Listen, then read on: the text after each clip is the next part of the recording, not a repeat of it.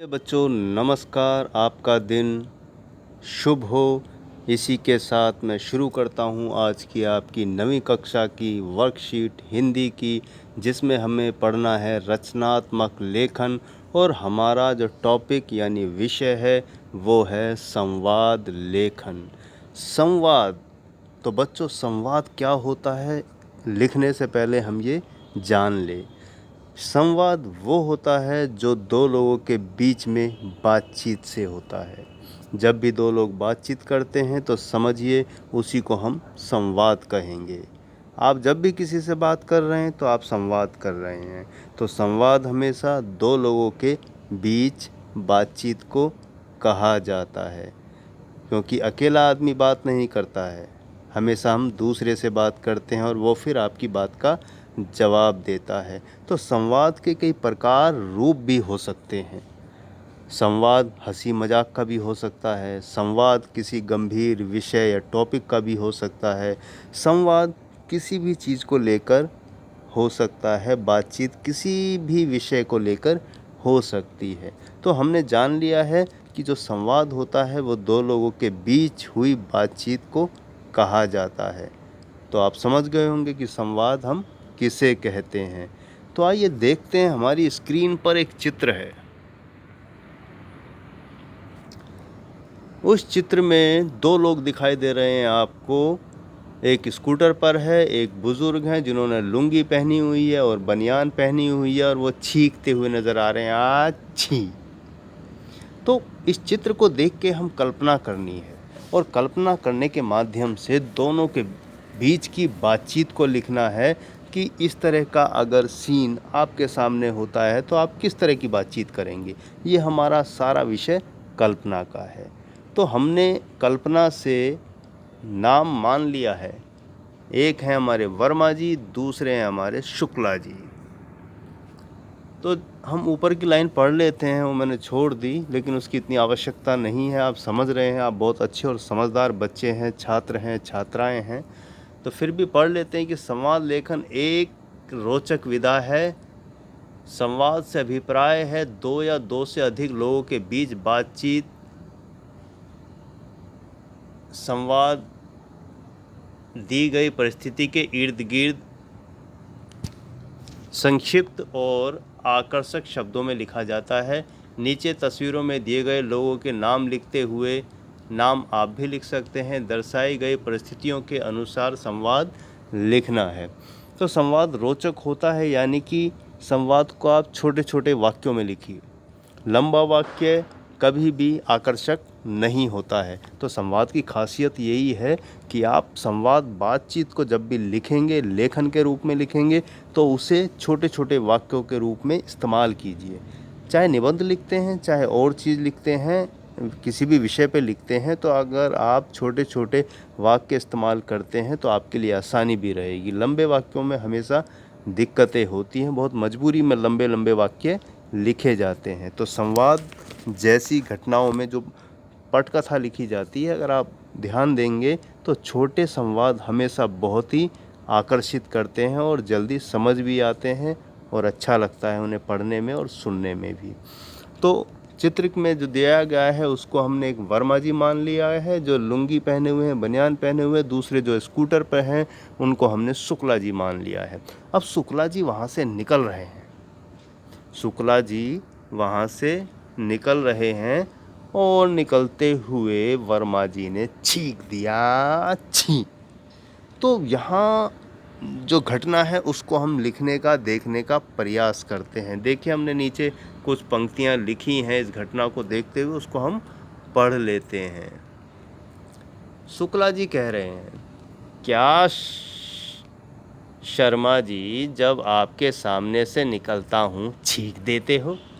वर्मा जी कहते हैं, क्या करें, मौसम बदल रहा है, उसी का असर है।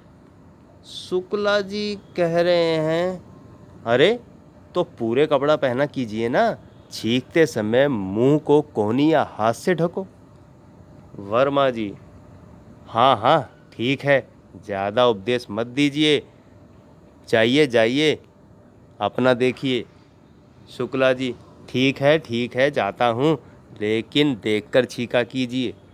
तो संवाद हमने पहला संवाद देखा अपनी स्क्रीन पर, इसको आप और भी बड़ा कर सकते हैं, इसको और भी मज़ेदार कर सकते हैं, आगे बात को बढ़ा सकते हैं, दोनों में नोक झोंक भी हो सकती है बातचीत के माध्यम से। जैसा कि आपने गली पड़ोस मोहल्ले में देखा ही है कि हंसी मजाक चलती है और धीरे धीरे वो झगड़े में भी बदल जाता है, ज़रा सी बात होती है और वो बहुत बड़ी हो जाती है।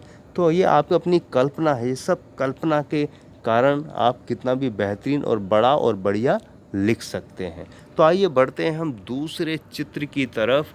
दूसरे चित्र में अगर आप देखेंगे तो इसमें कपिल देव दिख रहे हैं आपको और दूसरा सामने कोई माइक लेके बैठा है। हम कल्पना कर सकते हैं कि कोई महिला पत्रकार यानी जर्नलिस्ट कपिल देव जी का इंटरव्यू ले रही है। तो आइए इस संवाद को हम देखते हैं कि कैसे लिख सकते हैं अपनी कल्पना से।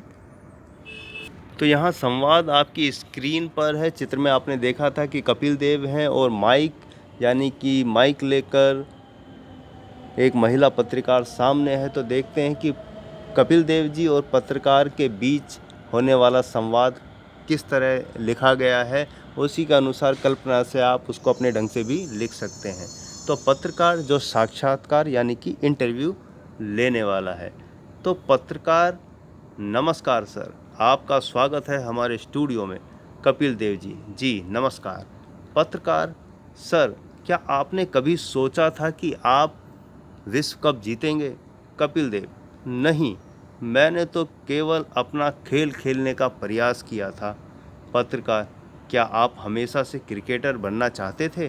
कपिल देव, जी, मुझे बचपन से ही क्रिकेट बहुत पसंद था। पत्रकार, विश्व कप जीतकर आपको कैसा लगा? कपिल देव, ऐसा लगा जैसे दुनिया जीत ली हो, सपना साकार हो गया। पत्रकार, आप अपने आने वाली पीढ़ी को क्या संदेश देना चाहते हैं? कपिल देव, यही संदेश देना चाहूँगा कि जो भी करो, जिस भी काम को करो, पूरी लगन और मेहनत ईमानदारी से करो। पत्रकार, धन्यवाद सर अपना कीमती समय देने के लिए। कपिल देव, धन्यवाद। तो आपने देखा यहाँ बातचीत हमेशा किसी सवाल और जवाब से शुरू होती है और वो ख़त्म भी हो जाती है। तो ये सारा कल्पना का खेल है। मैंने पहले भी बताया आपको कि कल्पना के माध्यम से किसी भी चीज़ को, किसी भी विषय वस्तु को, टॉपिक को आप कितना भी बड़ा कर सकते हैं और छोटा कर सकते हैं। यहाँ मैंने आपको एक नमूना दिखाया है संवाद का, जैसा कि हमने चित्र में देखा था। आप चित्र को देख के कुछ और भी कल्पना कर सकते हैं। मुझसे यहाँ जो स्क्रीन पर आप देख रहे हैं इससे अलग और बेहतर भी लिख सकते हैं। तो आप प्रयास कीजिए, आप पक्का लिख लेंगे और बहुत अच्छा और बेहतर लिखेंगे। तो आइए हम बढ़ते हैं तीसरे संवाद की तरफ जो हमारे चित्र में दिया गया है। तीसरा चित्र हमारे सामने है जिसमें एक बच्ची दिखाई दे रही है, उसके हाथ में टोकरी है, एक महिला है, रेहड़ी है और रेहड़ी पर कुछ चीज़ रखी हुई है, गोल गोल सी नज़र आ रही है, काली काली सी नज़र आ रही है। उसको आप आलू समझ सकते हैं, पकोड़े समझ सकते हैं, या कोई भी ऐसा आइटम जो खाने पीने का हो या सब्जी टाइप का भी हो सकता है। तो अनुमान और कल्पना के आधार पर कुछ भी चीज़ें आप मान लीजिए। ये बच्ची हो गई, ये महिला हो गई, या समझ लीजिए ये आलू वाली है और ये बच्ची आलू खरीदना चाहती है। अब इन दोनों के बीच क्या बातचीत हो रही है, आइए सुनते हैं थोड़ा उसको रोचक और मज़ेदार तरीके से। आइए संवाद की तरफ हम बढ़ते हैं। अब तीसरा संवाद हमारा आपकी स्क्रीन पर है। अभी अभी आपने चित्र देखा था जिसमें एक महिला है जो कुछ बेच रही है और एक बच्ची है जो कुछ खरीदना चाहती है और उसके हाथ में टोकरी है। तो हम मान लेते हैं कि बच्ची और आलू बेचने वाली के बीच संवाद नंबर हमारा 3 है। बच्ची, आंटी ये आलू कैसे दिए? आलू वाली, 10 रुपये किलो। बच्ची, आलू मीठे तो नहीं हैं? आलू वाली, नहीं नहीं, एकदम बढ़िया आलू हैं, मीठे नहीं। बच्ची, तब तो उसके पकोड़े भी मज़ेदार बनेंगे। आलू वाली, हाँ क्यों नहीं, बहुत मज़ेदार बनेंगे। बच्ची, ठीक है आंटी, 2 किलो आलू दे दो, ये लो 20 रुपये। आलू वाली, ये लो 2 किलो आलू, पकोड़े बढ़िया स्वादिष्ट बनाना। बच्ची, अच्छा आंटी, आपका धन्यवाद, बाय बाय। आलू वाली, खुश रहो बेटी, मज़े करो, बाय बाय। आपने यहाँ संवाद देखा। हमने उसे आलू वाली मान लिया, आलू बेचने वाली और बच्ची खरीदने वाली, और उनके बीच क्या बातचीत हुई आपने यहाँ संवाद में देखा, पढ़ा। आप और भी सुंदर और रोचक बना सकते हैं। तो संवाद बड़ा आसान काम है, आप आसानी से लिख सकते हैं। आप अपने घर में हुई किसी भाई से बातचीत को भी जैसी बातचीत हुई वैसा ही लिख सकते हैं। बस ध्यान रखना है आपको, वाक्य छोटे रखें, सुंदर रखें, आकर्षक रखें, जिसको पढ़ने में और आसानी हो और सुंदर लगे और मज़ा आए। तो हमने संवाद पढ़ लिया, संवाद जान लिया कि वो क्या होता है, किस तरह से लिखना है। तो आइए बढ़ते हैं हम अपनी संवाद लिखने की तरफ, यानी कि आप लिखेंगे और हम आपके संवाद पढ़ेंगे और मज़े लेंगे और आनंद लेंगे।